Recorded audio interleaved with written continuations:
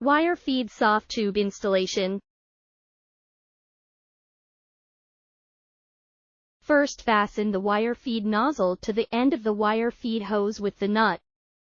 Then insert the copper nozzle into the wire feed nozzle. Then slowly insert the wire feeder.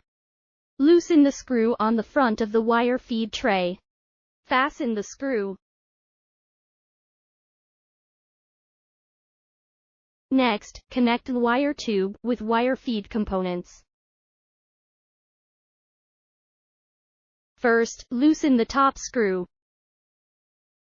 Unscrew the rear end nut and insert it into the wire feed tube. Fasten the nuts and tighten the screw with an Allen screwdriver.